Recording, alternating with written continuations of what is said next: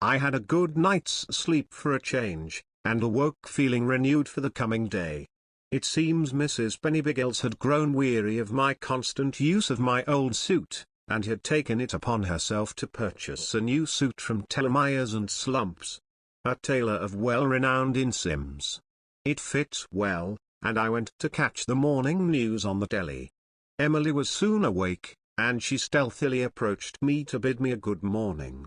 I eagerly accepted her good wishes and held her for a deserved respite from my thoughts on my next direction in the case. She beamed with anticipation at the start of another wonderful day.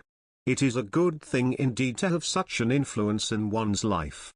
She always reminded me of what I would return to after a day's work.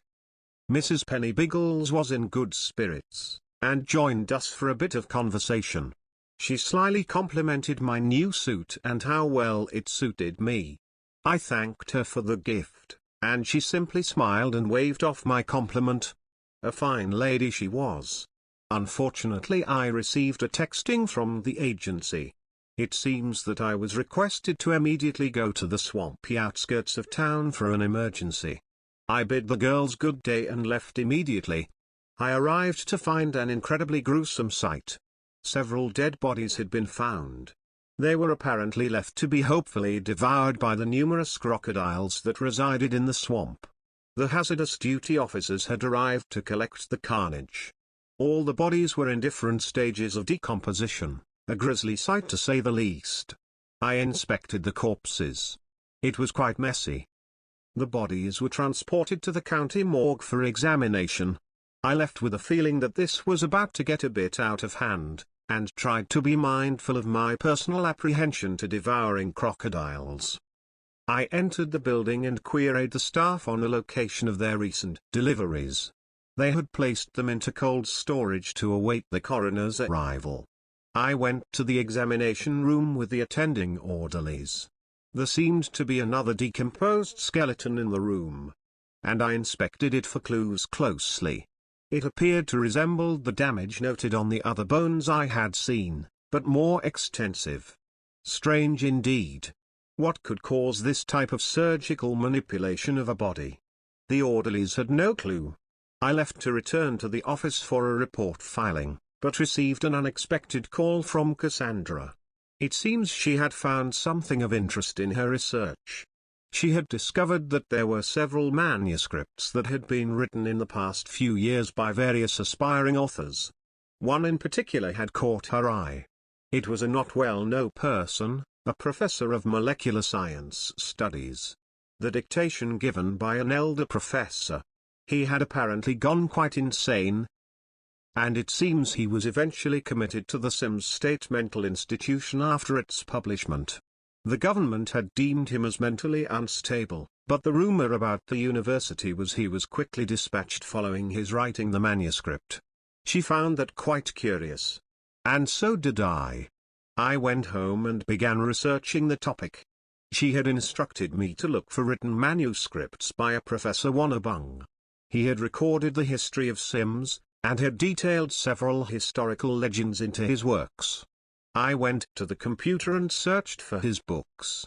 I found that they may be in the State Library at Humbertone.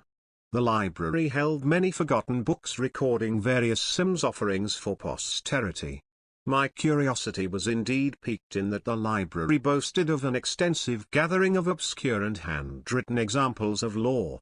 No mention of his work could be found anywhere else. And so I decided to make the trip to this isolated refuse of long unseen documents, grateful that he even took the time to collect such works. I left immediately. I arrived in Humberton and found the library. Several students were gathered by it, and I entered to look for myself at the collections. It took a bit of time to locate the professor's work, and surprisingly it was indeed a handwritten documentation of his studies into the world of Sims lore and legend. It referenced another work, done before his own, that had more detail. It seems that several years prior a strange occurrence had taken place. It recorded account of a brilliant explosion in the vicinity of Windenburg Island off the coast of the city and had awakened the population. It had caused an expedition to find its origins on the island, but none of the debris could be found. This led the investigators to conclude that it may have landed into the lake itself, and that it now resided under several feet of water. No further searching could produce anything of substance, and so it was just relegated to being a blip of imagination to the people of the city. It was the unexplained aspects that had caught Cassandra's keen eye. I had asked for strange and unexplained items, had I not? This was one. I couldn't quite figure out what it had to do with, well, anything at all.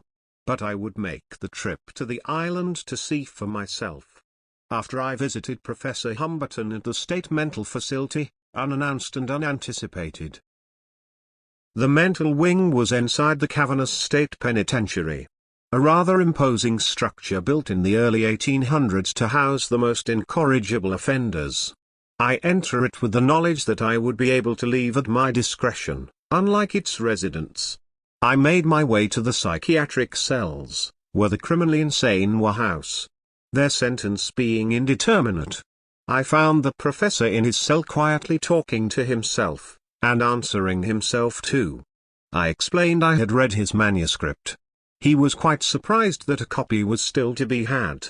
I said that I desired to know more on this event near the island. He was quite agitated with me. He spoke first in a rational tone, and then became animated with anger as the conversation went on. I listened intently, studying his facial expressions as well as his overall demeanor. He was a strange fellow indeed. He told me of his own thoughts on the matter, and was very keen to say he had done his research precisely. It was something that I had not in my wildest dreams thought of. It was a sort of revelation, and it also provided me with a new direction to peruse. A rather dangerous one.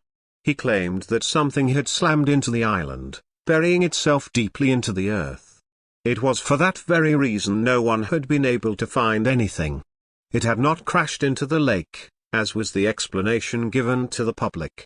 It was well known that anything given for public scrutiny would be soon forgotten by them. I said goodbye, and wished him a pleasant day. The thought crossed my mind to visit the newest resident, the dealer in the grilled cheese case that I had successfully placed here, but decided against it. On angry convict at a time. I went home armed with an interesting new twist to the case. But that will have to wait. Until then, adieu.